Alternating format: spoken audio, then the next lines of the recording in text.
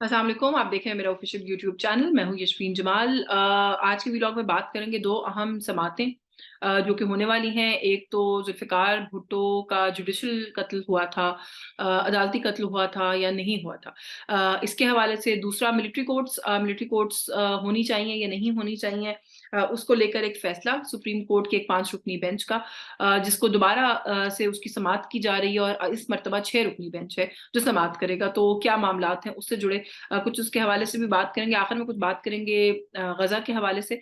अक़वाम मुत्तहिदा के जो secretary general हैं, उन्होंने आर्टिकल 99 इस्तेमाल करते हुए सलामती काउंसिल का इजलास बुलाया, और वहां पर बात हुई गजा के हवाले से। सीज फायर की इंपॉर्टेंस पर बात हुई, सीज फायर के हवाले से बात हुई, अमेरिका ने उसमें क्या किरदार अदा किया, कुछ उस पर भी बात करेंगे। जुल्फ़िकार अली भुट्टो, उनका जो कत्ल है, वो उसका क्या मामला है, उनके ऊपर इल्जाम जाहिर है उस वक्त। अगर थोड़ा सा इसके बैकग्राउंड में चले जाएं तो अपने सियासी हरीफ जो हैं उनके कत्ल का, नवाब मोहम्मद अहमद कसूरी साहब के कत्ल का इल्जाम, और उस इल्जाम के नतीजे में जो ट्रायल हुआ और फिर उसके बाद उनको फांसी की सजा सुनाई गई और उनको फांसी दे दी गई। इस सिलसिले में पाकिस्तान पीपल्स पार्टी की जब हुकूमत आई तो 2 अप्रैल 2011 को जरदारी साहब ने, जो कि उस वक्त के सदर थे, एक सदारती रेफरेंस के थ्रू सुप्रीम कोर्ट को अप्रोच किया और ये कहा कि सुप्रीम कोर्ट इस मामले को देखे और हमें बताए कि क्या हम इस मामले को रिविजिट कर सकते हैं, ताकि ये मामला एस्टैब्लिश किया जा सके कि जुल्फ़िकार अली भुट्टो की जो फांसी थी, क्या वो कानून आइन जो भी इस मुल्क का इस वक्त जो हमारे पास जो पीनल कोड्स हैं उनके तहत क्या वो सही फैसला था।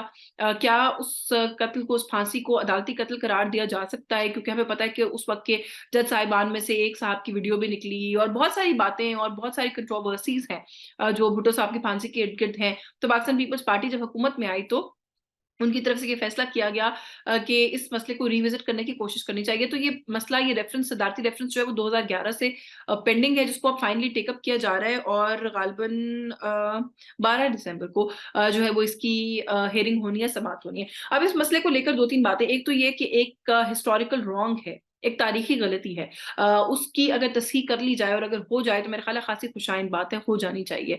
जुल्फ़िकार अली भुट्टो, अगर इस मुल्क के अंदर किसी भी ऐसे सियासतदान का नाम लेना है कायद-ए-आज़म के बाद, कि जिन्होंने लोगों के अंदर अपना कोई इम्पैक्ट बनाया, उनका अवाम के साथ कोई कनेक्शन था, अवाम के अंदर एक मकबूलियत थी, अवाम उनके साथ रिलेट करते थे, गो के वो पाकिस्तानी अवाम की ना उस तरह से ज़बान बोलते थे, ही वाज़ नॉट फ्लुएंट कि वो लोगों के साथ रिलेट करते, लेकिन जो उनकी पॉलिटिकल आइडियोलॉजी थी, जो उनका अंदाज़े बयान और गुफ्तगू था, जिस तरीके से वो बात करके लोगों से कनेक्ट करने का हुनर जानते थे, वो मेरा ख्याल है कि शायद भुट्टो साहब के बाद बीबी के अंदर उसकी झलक ज़रूर थी, लेकिन फिर भी वो जो करिश्मा था, वो दोबारा देखने को इस मुल्क के अंदर नहीं मिला। तो ये एक ऐसा हिस्टोरिकल रॉन्ग है इस मुल्क के अंदर, कि जो अगर दुरुस्त कर लिया जाए तो मेरा ख्याल है कि ये बड़ी ही खुशाइंद और बड़ी ही अच्छी बात होगी, और इसको जो है वो रिविज़िट करना चाहिए।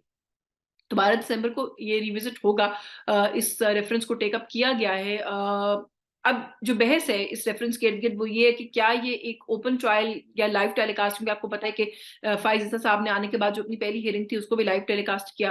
प्रैक्टिस एंड प्रोसीजर का जो मामला था सारा, वो आखिर तक पूरा जो ट्रायल है वो पूरी जो हियरिंग है वो लाइव टेलीकास्ट हुई। तो क्या ये वाली हियरिंग और समाअत जो है रेफ़रेंस की, इसको लाइव टेलीकास्ट होना चाहिए कि नहीं होना चाहिए, ये एक बड़ी बहस है। इसको लेकर सुप्रीम कोर्ट ने एक 3 रुकनी बेंच जो है वो कॉन्स्टिट्यूट किया है, जिसको कहा गया है कि इस मामले का जायजा लेकर रिपोर्ट जो है वो चीफ जस्टिस को 11 दिसंबर यानी कि सोमवार के रोज जो है वो पेश की जाए, और मंगल को 12 दिसंबर को, क्योंकि फिर बाज़ाब्ता हेयरिंग का आगाज होना है। अब ट्रायल ओपन हो कि नहीं हो, इसको लेकर मैं देख रही हूँ कि बड़ी एक यूनिटी के साथ एक आवाज आ रही है कि ये ट्रायल ओपन होना चाहिए, बल्कि बहुत से सीनियर लोगों का ये ख्याल है कि खाली उनके कत्ल को अदालती कत्ल कह देना काफी नहीं होगा।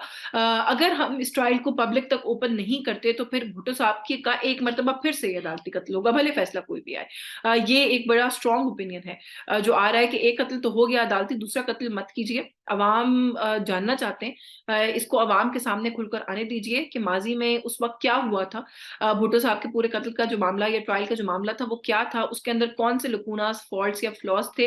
वो जब आइडेंटिफाई अब होंगे तो अब वो इस मुल्क के अवाम के सामने आने चाहिए। अच्छा, दूसरा मैंने आपसे कहा कि बात करेंगे मिलिट्री कोर्ट्स के हवाले से। वो ट्रायल तो ओपन होना चाहिए, भुट्टो साहब का, मैं इस बात से पूरी तरह से इत्तेफाक करती हूँ। ये ट्रायल भी एक ऐसा ट्रायल है जो मैं समझती हूँ कि ये ओपन होना चाहिए। इस ट्रायल को भी पब्लिक होना चाहिए, जो इस हेयरिंग को भी, ये जो मिलिट्री कोर्ट्स के हवाले से है। और मिलिट्री कोर्ट्स जो है उनके तहत, मिलिट्री कोर्ट्स के अंदर अगर कोई कार्रवाई की गई है किसी के खिलाफ उस पूरे मामले के अंदर, तो उसको भी नल एंड वॉइड करार दिया था 5 रुकनी बेंच ने। और ये भी कहा गया था कि मिलिट्री कोर्ट्स के अंदर सिविलियंस का ट्रायल नहीं हो सकता। अब इसको रिविजिट करने के लिए जो है वो दोबारा जाया जा रहा है। मैंने उस वक्त भी ये बात एक्सप्लेन की थी कि कहा ये गया कि अगर ये कहा जाता कि एक स्पेसिफिक इंसिडेंट के ऊपर आप मिलिट्री कोर्ट्स के अंदर ट्राई ना करें तो एक अलग मामला, लेकिन कुछ लीगल एक्सपर्ट्स ये राय ले रहे थे कि उस कानून के जो आर्टिकल्स हैं उन 2 आर्टिकल्स को ही, 2D1 और 2D2 को ही नलिफाई कर दिया गया है, जिसके खिलाफ अब हम रिव्यू में जाना चाहते हैं और इस मामले को हम दोबारा सुनने के लिए जो है वो इस्तदा करेंगे। मिलिट्री सिविलियंस का ट्रायल मिलिट्री कोर्ट्स में होना चाहिए कि नहीं होना चाहिए, इसके ऊपर मेरी भी अपनी एक राय है। मैं हमेशा देती नहीं हूँ कि नहीं होना चाहिए। मुल्क के अंदर एक निजाम है, उस निजाम पर ही एतमाद होना चाहिए, उस निजाम के तहत ही लोग ट्राई होने चाहिए। लोगों ने एक लाइन ओवरस्टेप की 9 मई के अंदर, इसके अंदर कोई दो राय नहीं है। उनको सजा भी मिलनी चाहिए, उनको चेक भी करना चाहिए, लेकिन जो मुल्क का कानून, राइज कानून है, उसके तहत वाई मिलिट्री कोर्ट्स। अब सुप्रीम कोर्ट की तरफ से भी कुछ इसी तरह का ओपिनियन आ गया कि मिलिट्री कोर्ट्स की जरूरत नहीं है सिविलियंस को उसके अंदर ट्राई करने की। जो 6 रुकनी बेंच कयाम किया गया है इसके लेकर भी बड़ी कंट्रोवर्सी, और कहा यह जा रहा है कि क्योंकि 5 का फैसला था, 5 जजेस का, तो अब उसको रूल आउट करने के लिए आपको जो अगला फैसला चाहिए वो ज्यादा जो है वो जजेस का फैसला चाहिए होगा। जो सलमान अकरम राजा साहब हैं उनका ओपिनियन ये है कि ये 5 रुकनी बेंच से 6 रुकनी बेंच के ऊपर जाने से बात नहीं बनेगी, ये कम से कम भी इसके अंदर 6 लोग फालतू ऐड होंगे, यानी कि ये 11 रुकनी बेंच जो है वो बनना चाहिए। तब ये मामला जो है, ये बात जो है वो जाकर सेटल होगी। और इसके अंदर एक जो सवाल बार बार उठाया जा रहा है वो ये भी उठाया जा रहा है, ये कहा जा रहा है कि जो लाइव हियरिंग, जो अच्छा पहले भी ये डिबेट होती थी कि क्या हमारा जो बेंच है उसके अंदर जो थॉट प्रोसेस है वो डिवाइडेड है, सब लाइक माइंडेड नहीं है, या बहुत ज्यादा पोलराइजेशन है थॉट्स जो है ऑनरेबल जजेस की उनके अंदर। और जब ये लाइव ट्रायल्स हुए, टेलीकास्ट हुए, हियरिंग्स लाइव टेलीकास्ट हुई, तो उसके बाद भी लोगों ने कहा कि ये जो बात है ये तो कंफर्म हो गई कि बड़ा बहुत शदीद डिफरेंस एग्जिस्ट करता है जो जजेस हैं उनकी सोच और अप्रोच के अंदर बहुत से मामला को लेकर। तो अब ये भी कहा जा रहा है कि ये जो बेंच है इसके अंदर जो लोग हैं वो सब एक ही अप्रोच के हैं, ये लाइक माइंडेड हैं। तो शायद कोई एक ही तरह का फैसला लेने की कोशिश है, या ये कोशिश है कि ऐसे ही लोग जो हैं वो बैठे जो कि एक ही तरह की बात करें, डाइसेंटिंग ओपिनियन आए ना इसके अंदर। चीफ जस्टिस साहब खुद क्यों नहीं है इस रिव्यू बेंच का हिस्सा, ये भी एक सवाल है जिसको लेके कहा जा रहा है कि उनको इतना matter of such supreme importance, क्योंकि ये बुनियादी इंसानी हकूक से जुड़ा एक मामला है, तो इसके ऊपर चीफ जस्टिस साहब की अपनी मौजूदगी जो है वो बेंच के अंदर बहुत जरूरी थी। क्यों उनकी मौजूदगी जो है वो इसके अंदर नहीं रखी गई। तो अब जो बेंच की कॉन्स्टिट्यूशन है उसको लेकर भी बात की जा रही है, ट्रायल ओपन होना चाहिए कि नहीं होना चाहिए उसको लेकर भी बात की जा रही है, military courts in the first place होनी चाहिए कि नहीं, वो तो बहस है ही जो ऑलरेडी अपनी जगह पर एग्जिस्ट कर रही है। सो सुप्रीम कोर्ट का एक फैसला जो कि अभी कुछ रीसेंट पास्ट में ही आया था, उसके खिलाफ दोबारा रिव्यू में जाया जा रहा है। कौन सुन सकता है कौन नहीं सुन सकता, इसके ऊपर जो एक डाइसेंटिंग राय है वो मैंने आपके सामने रख दी है। गजा के अंदर बर्बरियत का सिलसिला जारी है।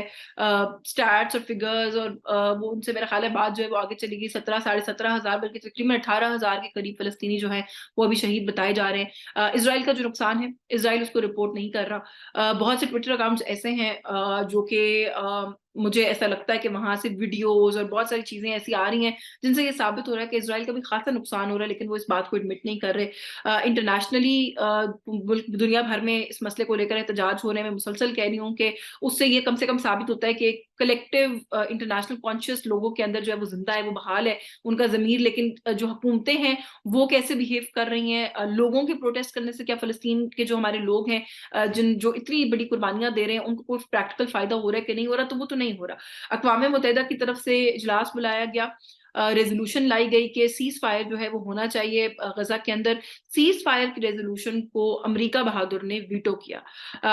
मेरा ख्याल है कि शिबा या कोई अभाम तो इस बात में हमें वैसे भी नहीं था कि अमेरिका जो है वो इसराइल की किस हद तक पुष्टपनाही कर रहा है, लेकिन इस हद तक पुष्टपनाही कर रहा है, शर्म का मुकाम है। लेकिन फिर बात वहीं आ जाती है कि अमेरिका के खुद अपने ऐसे सुदूर हैं कि उन्होंने अपने अदवार के अंदर जिस जिस तरह के फैसले किए हैं, अगर उनको बिल्कुल ह्यूमैनिटेरियन ग्राउंड्स के ऊपर देखा जाए, जिस तरीके से आधी से ज्यादा दुनिया को तबाह किया है अमेरिका के कुछ सुदूर के फैसलों ने, तो वो तो खुद भी दहशतगर्द उनको तो आप करार दे सकते हैं। तो फिर अगर इज़राइल में इस वक़्त नेतन्याहू दहशतगर्दी कर रहा है, तो अमेरिका को तो कोई ख़ास फ़र्क नहीं पड़ता, क्योंकि अमेरिका खुद उस ट्रैजेक्टरी पे रहा है, खुद वही तर्ज़े सियासत और तर्ज़े अमल अमेरिका का रहा है, तो वो किसी और को किस मुँह से जो है वो मना करेगा। लेकिन समझने से फिर भी मैं हमेशा कहती हूँ, मैं ये कासिर हूँ कि कितनी और जानें लगेंगी, कितने और लोगों को शहीद किया जाएगा, कितने और बच्चों को जो है वो शहीद किया जाएगा, गज़ा को किस तरह कितना और बड़ा कब्रिस्तान बन जाएगा और एक्सपैंड होगा, तो दुनिया जो है उनकी भी तसल्ली और तशफ़ी होगी, और इज़राइल जो है उसको भी सुकून और चैन आएगा,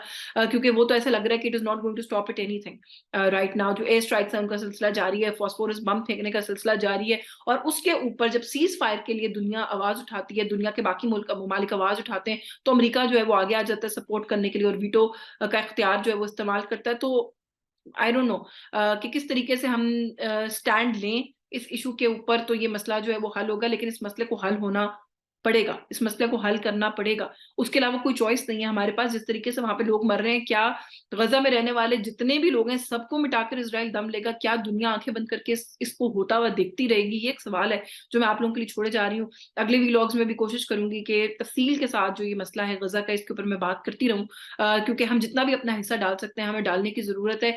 हमें बात करना बंद नहीं करनी है। बात करना बंद कर देंगे, एहतजाज करना बंद कर देंगे, तो वो जो कुछ कर रहे हैं, वो मज़ीद खुली छुट्टी के साथ हम देखेंगे कि वो करते चले जाएँगे। सो हमें ये जो सिलसिला है, इसको जो है वो नहीं रुकने देना। आज के इस व्लॉग से बस यही कुछ, मुझे इजाज़त दीजिए। कंटेंट आपको अच्छा लगा हो तो इसको सब्सक्राइब कीजिए, चैनल को, कंटेंट को लाइक कीजिए, शेयर कीजिए। मुझे इजाज़त दीजिए। अल्लाह हाफ़िज़।